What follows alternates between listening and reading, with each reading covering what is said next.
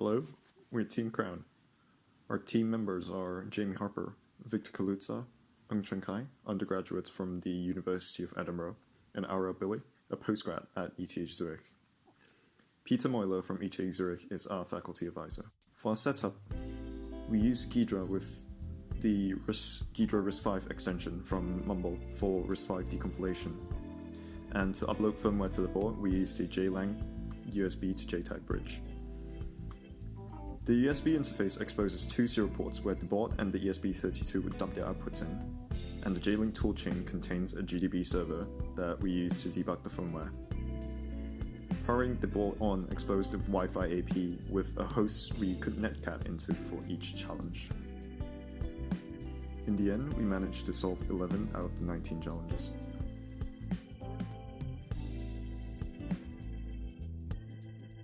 For breakfast in set A, the challenge expects a number and a string. Our input has to match the static string after the substitution encoding round.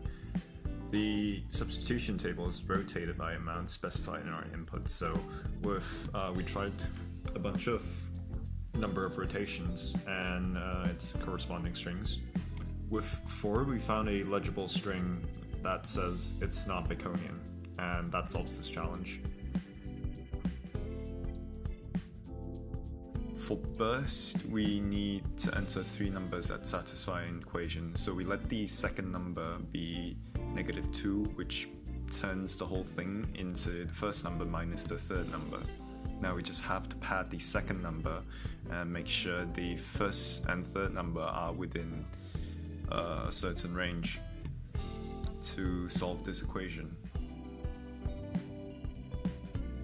Flood from set A is a program that finds all primes between 0 and the number that we enter.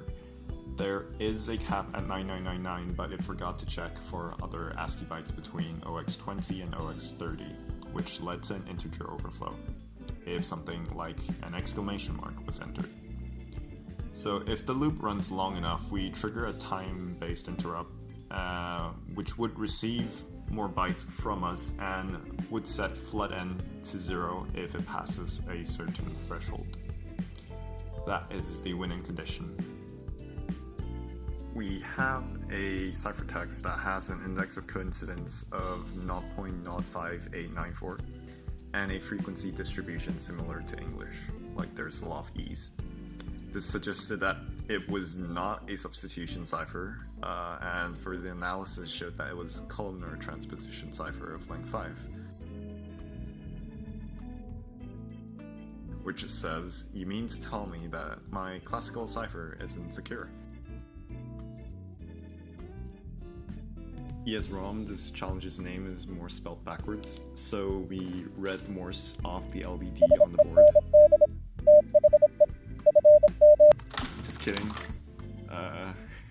There is a static string in the firmware which told us to send remorseful to the board once it's been decoded. Quiz is a challenge that required us to answer 9 arithmetic questions, which are somewhat randomly generated. There's a time limit, so we had to write a script. There are 4 operations possible, sum, product, difference, and sum of squares. The thing is, the integers are given in words, so we had to write a parser for that. And finally, all the questions are in mod sum integer, again, in words. But after having that parser and script written out, it was pretty straightforward to solve.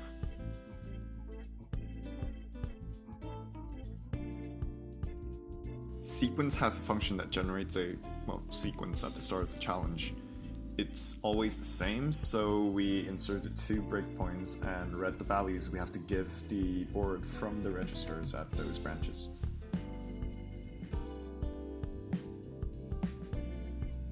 For this challenge, we only have one interaction available, which is to start a game of blackjack. The game is determined by a seed, which is derived from the time and games played. A script can quickly check the blackjack games generated by all the seeds to find a time to start playing the game so that we will win. The first occurrence of such a magic seed happens 145 seconds after the board starts.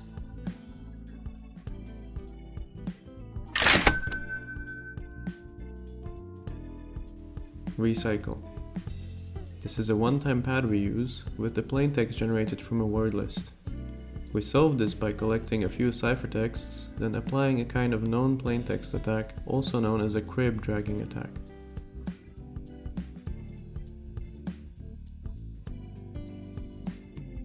As the name suggests, this is a virtual machine. It supports 3 opcodes which perform add, subtract, and multiply on 4 registers.